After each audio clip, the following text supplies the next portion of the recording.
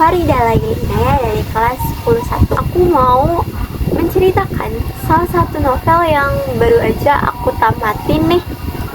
Yuk kita bahas. Buku yang aku baca adalah Terus Bodoh Janganlah Pintar karya Terelie. Buku ini diterbitkan oleh PT Sibak Grip Nusantara di kota Depok, Jawa Barat. Yang ini terbitan kelima bulan April tahun 2024. Terbitan pertamanya itu diterbitin pada 1 Februari tahun 2024. Jadi, di dalam buku ini terdapat sekitar 371 halaman dengan 32 bab. Kira-kira jumlahnya segitu sih. Nah, alasan kenapa aku pilih novel ini buat ceritain ke kalian, sebenarnya ada banyak banget. Salah satunya itu selain rekomendasi dari pembaca-pembaca di luar sana, terutama dari medsos-medsos, aku juga milih buku ini karena aku suka genrenya, yaitu tentang konflik dari sebuah negara.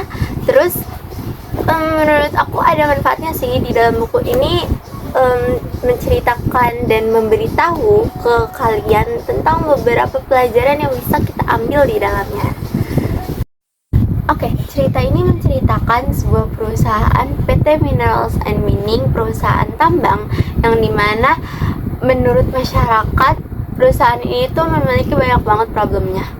Sampai akhirnya kasus mereka ini dibawa ke meja hijau yang terjadi secara tertutup, sidang tertutup yang dibawakan oleh para aktivis lingkungan, anggota LSM dan NGO serta masyarakat yang peduli dengan lingkungannya. Perusahaan ini bekerja sama dengan salah satu advokat bernama Hotma Cornelius yang citranya sudah terkenal di mana-mana sebagai seorang pengacara yang hebat, dan beliau juga sudah memenangkan beberapa kasus tertentu yang pastinya dibayar dengan mahal. Hal ini membuat para aktivis merasa berkecil hati tentunya karena sulit untuk membuktikan kebohongan dan kebusukan dari PT tersebut. Tapi tak menyerah begitu saja, para aktivis tetap melawan dan membawakan beberapa saksi yang memang mereka terkena atau korban dari perusahaan tambang yang tamak tersebut. Persidangan ini dilakukan secara tertutup tentunya, dan presiden pada masa itu juga membuat membuat komite untuk menentukan pilihan atau keputusan dari persidangan ini.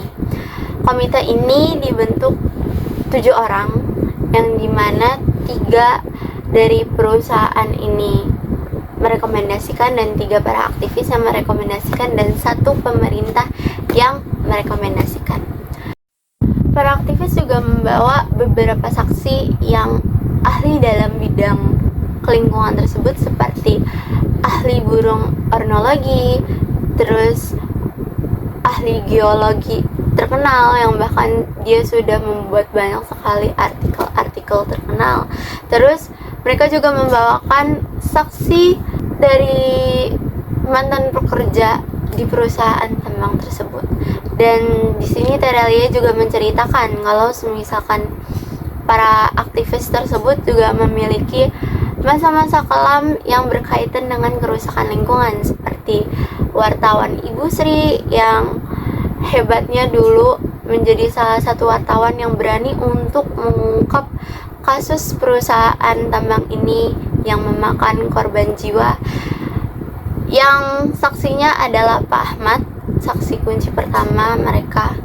Terus ada si penulis yang dia itu dulu kecil sebagai ahli bulu tangkis, tapi dia harus menelan kekecewaannya. Seharusnya dia menang, tapi ternyata yang menang sudah ditentukan, dan berakhir menjadi penulis yang menulis banyak novel dan memotivasi banyak generasi selanjutnya. Lalu ada pemilik warung kopi yang sayang banget, dia punya luka di bagian dada dan perut, dan dia membawa saksi kunci yaitu sahabatnya sendiri, yang dimana mereka bertemu pada saat demo besar. Salah satunya kenapa bisa luka panjang di bagian dada dan perut itu tercipta.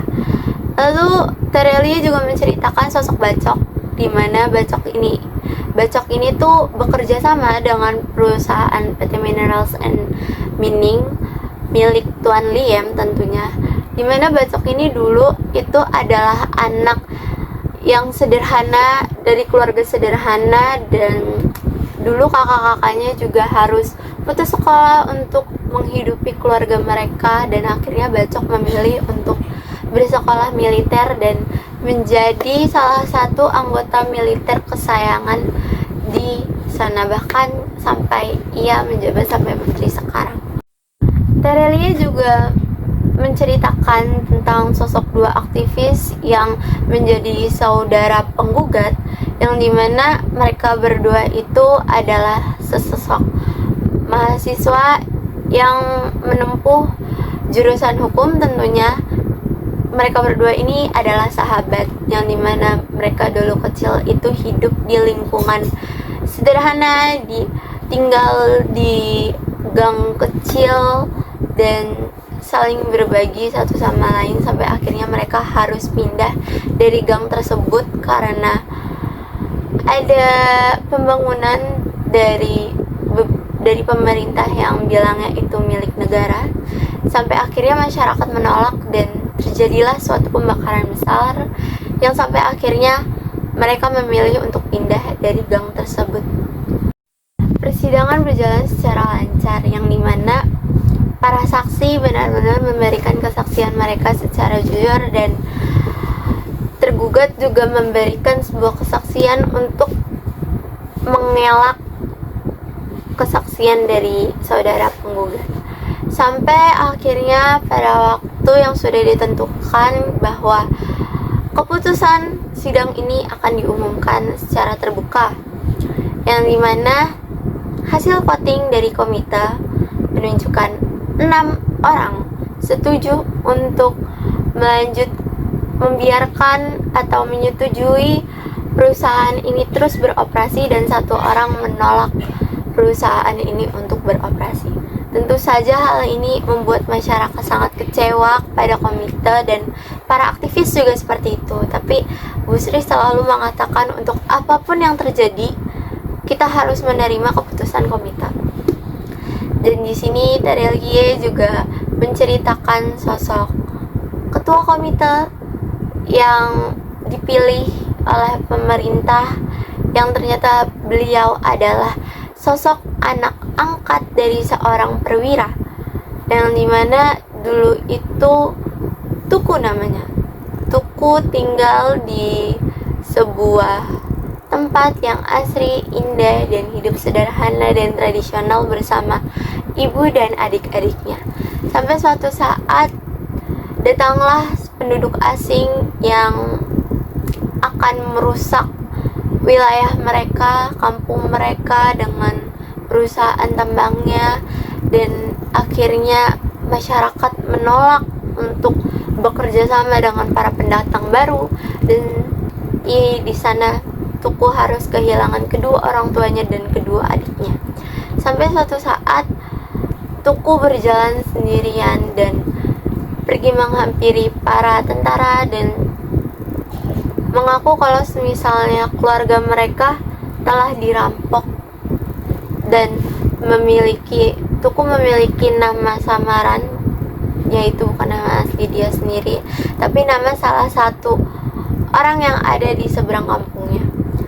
Lalu ia diangkat menjadi seorang anak perwira, seorang perwira gitu. Lalu dia memutuskan untuk menempuh pendidikan hukum juga, dan salah satunya adalah ia satu kampus dengan Setia dan Mulia, yaitu 2 aktivis yang menjadi saudara penggugat.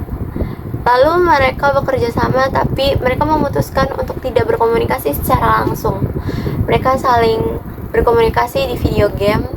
Lalu setelah acara persidangan itu, setelah keputusan itu, Setia dan Mulia bertanya apakah kondisi Tuku baik-baik saja.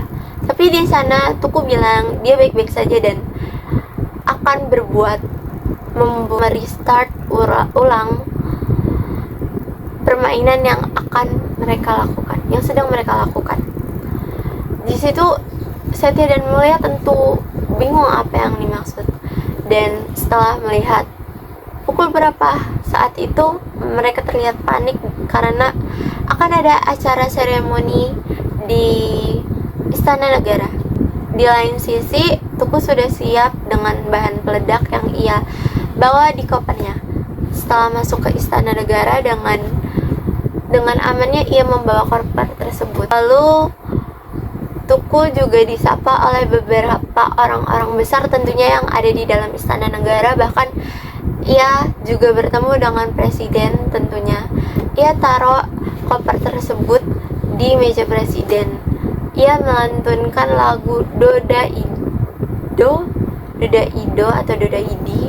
Itu tuh lagu dari Aceh yang dikenal sebagai lagu pengantar tidur atau Nina Bobo yang sering kita nyanyikan kepada anak kecil yang akan tidur.